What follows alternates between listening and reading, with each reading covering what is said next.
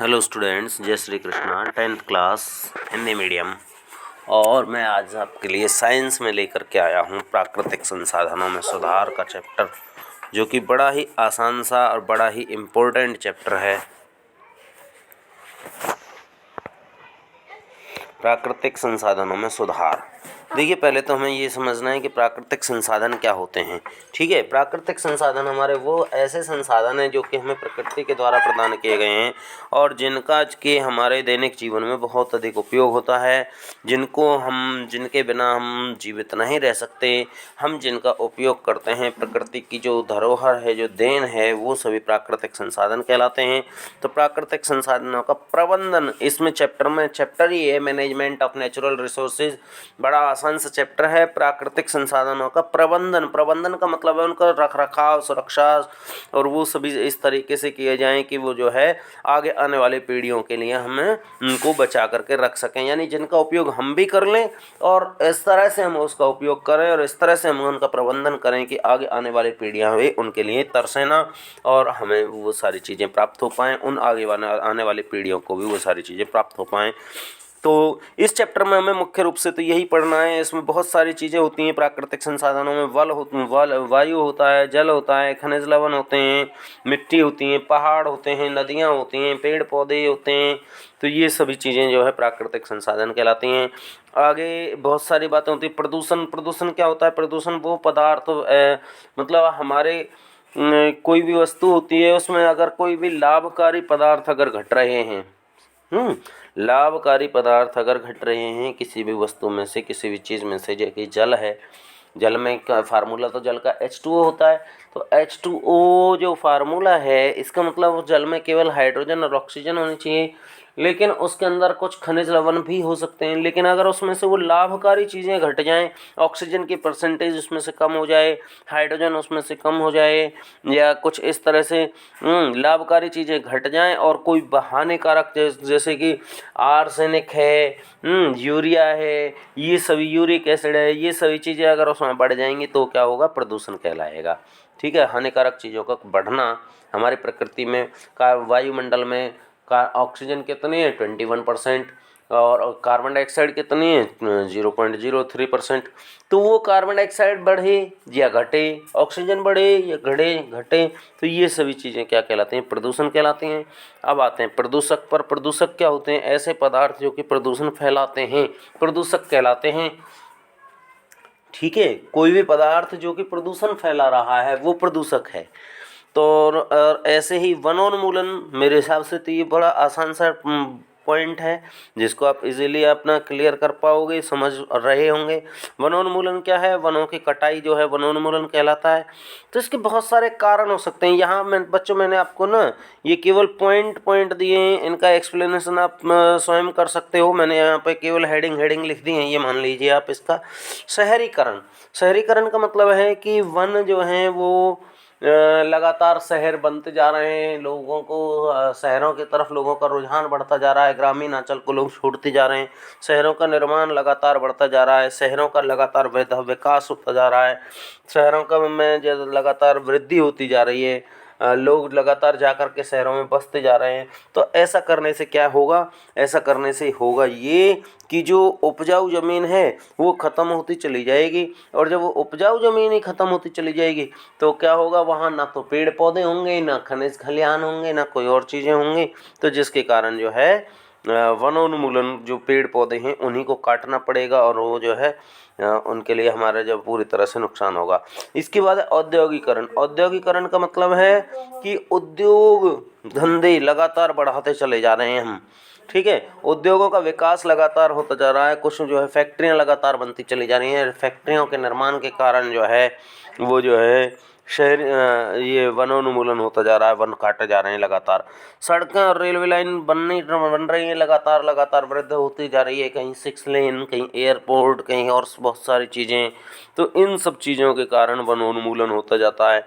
तो वनों को लगातार, क्योंकि सारा जोर कहाँ चलेगा? प्रकृति पर ही चलेगा। खेतों में जहाँ पहले खेत थे वहाँ से जब सड़कें निकालेंगे या रेलवे लाइन निकालेंगे तो उसके आसपास की भूमि भी खाली चाहिए। तो वो जो है इस तरह से जो है तो वो जहाँ पे कृषि योग्य भूमि थी या जो वन थे, पेड़ पौधे थे, उन सभी को वहाँ से काटा जाएगा और उनको हटाया जाएगा। तो ये इसके बाद अत्यधिक जनसंख्या वृद्धि, ये एक वनोन्मूलन का बहुत बड़ा कारण हो सकता है, जनसंख्या वृद्धि, क्योंकि जनसंख्या वृद्धि के कारण ही ये सारी चीज़ें होंगी। पुल बनाने हैं, सड़क बनानी है, शहर बनाने हैं, नगर बसाने हैं, फैक्ट्रियां लगानी है, हॉस्पिटल बनाने हैं, स्कूल बनाने हैं, बिल्डिंग बना, ये सब क्यों? क्योंकि लगातार बढ़ती हुई जनसंख्या इसका एक बहुत बड़ा कारण हो पाती है। तो ये वनोन्मूलन का एक बहुत बड़ा कारण हो सकता है जनसंख्या वृद्धि। असलियत में तो ये तो एक टॉपिक अलग हो गया, क्योंकि जनसंख्या वृद्धि जो है वो सभी परेशानियों का कारण है। हमारे संसार में, भारत में, विश्व में कहीं भी कोई भी समस्या उत्पन्न होती है, चाहे वो भ्रष्टाचारी की हो, चाहे वो बेईमानी की हो, चाहे वो निरक्षरता हो, चाहे वो रोगों के फैलने के कारण हो, चाहे वो उचित पोषण न मिलना हो, चाहे जो भी कारण रहे, उन सब का एक मुख्य कारण क्या है? बढ़ती हुई जनसंख्या। क्योंकि जनसंख्या जितनी ज़्यादा होगी तो संसाधन उतने ही सीमित होते चले जाएंगे और लोगों में उसकी आपाधापी बहुत ज़्यादा होगी, और उस आपाधापी को पूरी करने के लिए लोग जो है तरह तरह के प्रयास करते हैं। ठीक है। इसके बाद बच्चों, वनोन्मूलन को रोकने के उपाय। अभी हमें क्या करना है? वनोन्मूलन हो रहा है लगातार, तो इसको अगर कैसे रोका जा सकता है? क्या इसका कोई ऐसा भी उपाय है कि वन को रोका जा सके, इनकी वृद्धि को?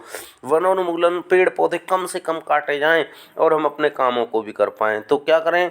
नियोजित तरीके से शहरीकरण। नियोजित का मतलब प्लानिंग बनाई जाए प्रॉपर, कि ये जो बंजर भूमि है, और बंजर भूमि में अगर हम उसमें अगर हम बिल्डिंग बना लेंगे तो शायद हमारा कहीं कोई बहुत ज़्यादा नुकसान नहीं होगा। तो कहीं शहरों के आसपास या कहीं भी ऐसी जो जगह हैं, वहाँ पे अगर हम शहरीकरण करें या वनों को, या वहाँ पे जो बंजर भूमि है वहाँ पर अगर हम मकान वगैरह बनाएं तो हमें ज़्यादा कोई नुकसान नहीं होने वाला है। दूसरा, शहर बना रहे हैं, ठीक है जी, सड़कें हैं, तो इन पे ना ग्रीन बेल्टों का निर्माण होना चाहिए। तो ग्रीन बेल्ट होंगी तो क्या होगा? ग्रीन बेल्ट का मतलब है उसमें ऐसी पट्टियाँ जगह जगह पे हों जहाँ पे बहुत सारे पेड़ पौधे हों, और उन पेड़ पौधों का कारण वहाँ पे हरियाली रहे। तीसरी बात है, खाली जगहों में पौधारोपण हो। खाली जगह जहाँ भी हैं हमारे आसपास, कहीं हमने, बहुत बार ऐसा होता है हमारे साथ भी, हमने कोई प्लॉट खरीद लिया और प्लॉट खरीदने के बाद उसको बनाने के लिए, मकान बनाने के लिए भी बहुत सारा पैसा चाहिए, प्लॉट खरीदने के लिए भी पैसा चाहिए। तो अभी हाल फिलहाल में हमें लग रहा है कि हम उस मकान को नहीं बना पा रहे हैं। अगले 2 साल तक, 3 साल तक हम उसे बनाने में बिल्कुल सक्षम नहीं हैं। तो in that case we should grow the plants in it. ठीक है ना? तो उस जगह पे हमें क्या है? पौधे लगा देने चाहिए। शमशान भूमि है, कब्रिस्तान है, इसमें भी बहुत सारी जगह खाली होती हैं, तो उन खाली जगहों का उपयोग हम पौधा लगाने के लिए कर सकते हैं। रेलवे लाइन के आसपास पौधों का निर्माण कर सकते हैं, ग्रीन बेल्टों का विकास कर सकते हैं, और स्थानीय लोगों को जागरूक कर सकते हैं। ये जो 5वां पॉइंट के बाद 6 और 7 यहाँ आ गए हैं। स्थानीय लोगों को जागरूक किया जा सकता है, क्योंकि जागरूकता एक बहुत बड़ा कारण होता है। कहीं ना कहीं आदमी सोचने पे मजबूर तो होता ही होता है, हाँ भाई जो कहा जा रहा है वो ठीक ही है। तो इसलिए जो है लोगों को जागरूक करना भी बहुत आवश्यक होता है। तो ये भी जो है वनोन्मूलन का रोका जा सकता है इस प्रकार से भी। और इसके अलावा राष्ट्रीय के नियम और कानूनों को काफ़ी सख्त होना पड़ेगा, क्योंकि सख्ती जब नहीं रहेगी तो लोगों में उस चीज़ का डर भी नहीं रहेगा। तो इसलिए भी जो है वनोन्मूलन को इसके द्वारा भी रोका जा सकता है। अगर कानून सख्त होगा तो क्या होगा? बहुत सारी समस्याएं स्वाभाविक ही समाप्त होनी शुरू हो जाएंगी। इसके बाद में वनों को नष्ट करने से बचाने के प्रयास में क्या प्रयास हुआ? एक अमृता देवी बिश्नोई एक महिला थी, और जो कि राजस्थान की रहने वाली थी, और राजस्थान में उसने क्या किया? एक खेजरी के वो थे पेड़ पौधे, खेजरी नाम का पेड़ था, और ऐसे जो है सन 1731 में राजस्थान में जोधपुर के निकट में खेजराली गांव में खेजरी के वृक्षों के कारण ही उस गांव का नाम खेजराली पड़ा। तो खेजराली गांव में स्वयं को और न्योछावर उसने कर दिया। 363 लोग उसने तैयार किए। और क्योंकि 1731 की बात है, देश हमारा गुलाम था, तो उस समय जो है अंग्रेज़ों का गुलाम था। और अंग्रेज़ों के गुलाम होने के बाद भी उन्होंने मतलब स्वयं को न्योछावर कर दिया, लेकिन वनों को नहीं कटने दिया। तो ये जो है उनके नाम से उन लोगों ने ऐसा प्रयास किया। तो आज जो है स्वतंत्रता प्राप्ति के पश्चात भारत सरकार अगर कोई व्यक्ति वनों के संरक्षण के लिए कोई भी काम करता है तो उनको एक पुरस्कार देती है उसके नाम से। और जिस पुरस्कार का नाम क्या होता है, अमृता देवी बिश्नोई पुरस्कार, शांति पुरस्कार। ठीक है। तो वर्तमान में सरकार इसके लिए एक चिपको आंदोलन चलाया। ये भी अंग्रेजों के समय पे ही चला, ये 1970 में चला, जो कि सुंदरलाल बहुगुणा के द्वारा चलाया गया। ये लोग भी अंग्रेजों के समय की ही बातें। 1970 अंग्रेज तो यहाँ से चले गए थे, लेकिन कुछ जो औद्योगिक जो ठेकेदार थे, वो राज्य सरकार जो थी वो क्या है पेड़ों को काटना चाहती थी। और लोग पेड़ों से चिपक गए कि पहले हमें काटो और उसके बाद में पेड़ों को काटना। तो उस चिपको आंदोलन उसको कहा, जो कि बिल्कुल सफल रहा। और इसके पीछे इसके बाद में सरकार और उन ठेकेदारों को वहाँ से हटना पड़ा। ऐसे ही जल संरक्षण के लिए इसमें जो है क्वेश्चन बन सकता है, जल संरक्षण, क्योंकि चैप्टर का नाम क्या है, चैप्टर का नाम है प्राकृतिक संसाधनों का सुधार संरक्षण। तो संरक्षण में जल संरक्षण, जल भी जो है प्राकृतिक संसाधन है, मृदा भी प्राकृतिक संसाधन है। तो इनके संरक्षणों के कारण और इनके संरक्षणों के उपाय हमें इस चैप्टर में पढ़ने होंगे। तो ये मैंने इसके क्वेश्चन में आंसर भले ही नहीं लिखा है, लेकिन आप इसे बड़े आसानी से लिख सकते हैं। जल को सुरक्षित करने के लिए हम क्या क्या काम कर सकते हैं, एक अनपढ़ आदमी भी बड़े आराम से बता पाएगा कि जल को सुरक्षित अगर हमें करना है तो हमें क्या करना है। देखिए, जल की वास्तव में वैसे कोई कमी नहीं है। जल तो 3/4 पृथ्वी का जो 3/4 हिस्सा है वो जल से घिरा हुआ है। लेकिन समस्या कहाँ आ रही है, समस्या आ रही है पेयजल में। तो पेयजल समस्या जो है एक बहुत बड़ी समस्या है। तो उसको सुरक्षित रखने के लिए हमें उसका सुरक्षित रखरखाव रखने के लिए हमें जल को संरक्षित करना पड़ता है। और जल संरक्षण एक जो है मुख्य समस्या पैदा हो जाती है। तो उसके संरक्षण के लिए, पेयजल को सुरक्षित रखने के लिए हमें क्या करना है, सीमित उपयोग करना है जल का। ठीक है, सीमित उपयोग करना है। सिंचाई में अभी जो जैसे धान का समर्थन मूल्य काफ़ी कम हुआ पड़ा है, तो उसका कारण क्या है, अभी सरकार और वो कर रही है कि जो लोग धान की खेती नहीं करेंगे उनको सरकार धान की खेती के अलावा और कोई भी अगर फसल बोता है किसान, तो उसको 7,000 रुपये प्रति एकड़ का मुआवजा दिया जाता है, सब्सिडी दी जाती है सरकार की ओर से। तो ऐसा क्यों है, ऐसा इसीलिए है कि ताकि धान की खेती लोग करने से छोड़ दें।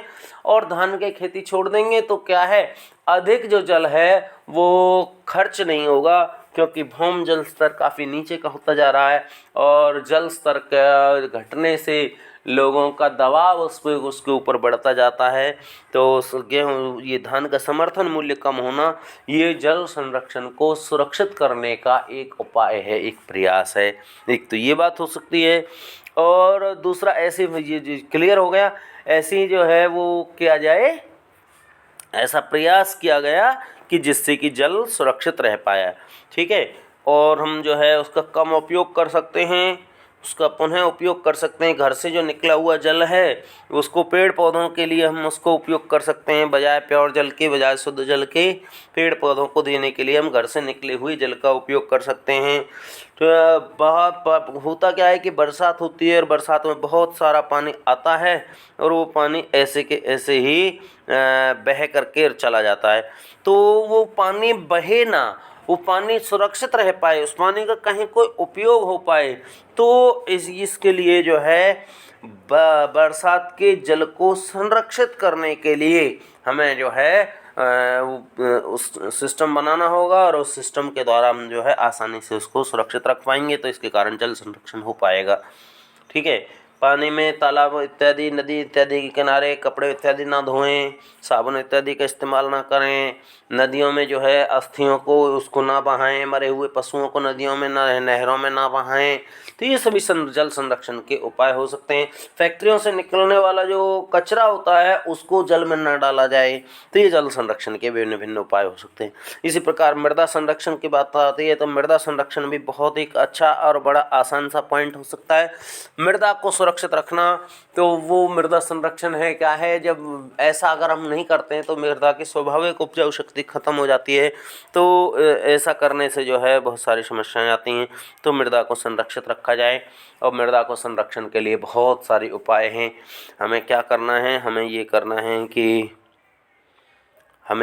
है कि जो है मृदा संरक्षण के लिए हमें अधिक उर्वरक नहीं डालने हैं, देसी खादों का उपयोग करना है। देसी खादों का उपयोग से जो है हम जैविक खेती को बढ़ावा देना है।